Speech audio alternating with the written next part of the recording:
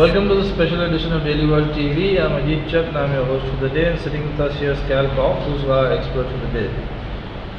We are going to discuss the issues regarding North Korea and the United States.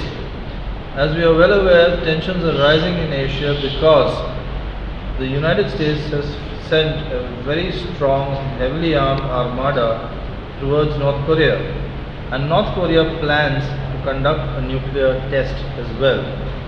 Today, North Korea conducted a major drill and tried to show off its armor to the entire world. Now, Cal, what's your opinion on this? Why do you think they're doing this, and what are the chances of the United States actually attacking or taking punitive action against the North Koreans the way they did against Syria? Thanks, Ajit. This time of year, North Korea celebrates its major holiday, the Day of the Sun. It commemorates the birthday of the founding father of the communist regime, who would be, I think, 105 years old today if he were alive. Okay. It's obviously his ancestor. So it's 3 days off. They show off their military hardware. The hardware that was on display are props, but they're accurate props that represent what they have in their arsenal. So I saw the footage, and there were two new missiles of note. One is North Korea has managed to develop a underwater missile that can fire from a submarine. Okay. That's a game changer for North Korea. So their version of a Polaris has been developed. That was on display. They really have that missile. The largest missile were a new variant of their attempt to make an ICBM. They test fired recently the engine. Trump told them to stop doing that. Trump has said it, they will not be allowed to develop an ICBM because it has a range of 5,000 kilometers. It could theoretically hit the west coast of the United States. The U.S. defense posture is that North Korea will never be allowed to have such a weapon. So, in the past, we've seen a lot of bluster. When North Korea wants attention, it blows off an underground nuke. Satellite images confirm that everything is set for them to do that. They said they're going to blow it up anytime they want to. What is different this time, Ajit, is that the upmanship or the rhetoric on both sides is such that only one side can stand down unless they find common ground. There is no common ground. North Korea insists on moving forward with its belligerent behavior. Trump insists on stopping them, and he's told China, if you don't help me, you're part of the problem, I'll do it myself. The war would be devastating, but it would also eliminate the regime. That's the trade-off. So this can't continue. What about the possibility of collateral damage to the South Koreans? It would be almost guaranteed because they have 150,000 cannons and rocket launchers. So the U.S. cannot take them all out at one time. We don't even know where all of them are.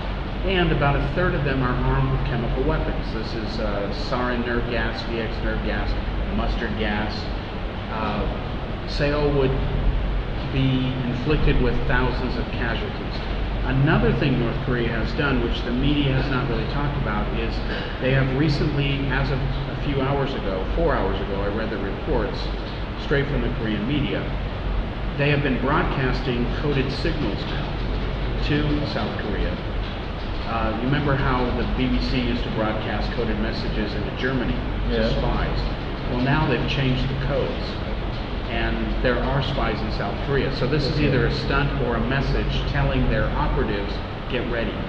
You never know. Basically, there is a chance of undercover operatives also going into things like suicide bombing or whatever in South Korea. Sabotage. Now the issue here is that there is a political fallout to everything that takes place. Right. Now the issue here is, what if the US backs down? What will the political fallout of that be? You see, we have two scenarios. One scenario, that they will have to take some action if the North Koreans don't back down. If the North Koreans back down, if they capitulate, nothing like it. It's the best situation to be in. The other situation is that the US will have to go in for a punitive strike. If they go in for a punitive strike, the North Koreans will attack the South Koreans because there is no way they can attack the United States.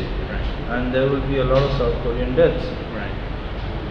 the US will be blamed for those deaths. It's another thing that it may be in the larger interest of the world to get rid of the North Korean regime today. But the political fallout, what if the US goes there and comes back without achieving nothing? Then what is it for the next world order? What is the message that's going to go across? Well, the message would be similar to what it was under Barack Obama, that this is a paper tiger. The Chinese, the North Koreans have said Obama was a paper tiger. Obama would then troll out the Bin Laden card and say, I killed Bin Laden. That's not the same thing. So Trump now is 1-0 in the I'm tough department. His actions against, 2-0, I'm sorry, Afghanistan with the Moab and the raid against Syria with the cruise missiles. Logical. Kudos to him for doing that. He can't afford to lose this.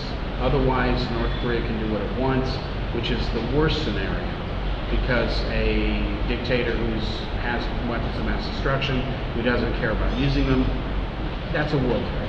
Now imagine what would happen, say, North Korea, say 15 years from now, with ICBMs, with lasers, with technology to attack any country in the world, including the United States.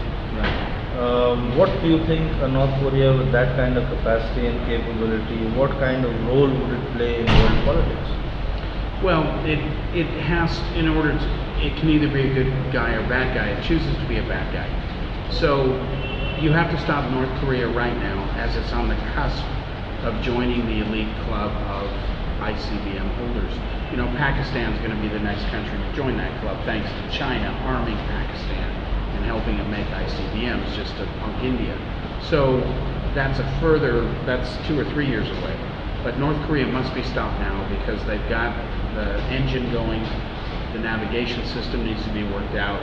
Maybe the reason the tests failed recently was because there's rumors that the US were able to hack the systems, but hacking a system is different than stopping it from ever being made. So they've got to stop them now, or it's too late. So it's a question of now or never for the United States. Absolutely, absolutely. Thank you, sir. Thank you.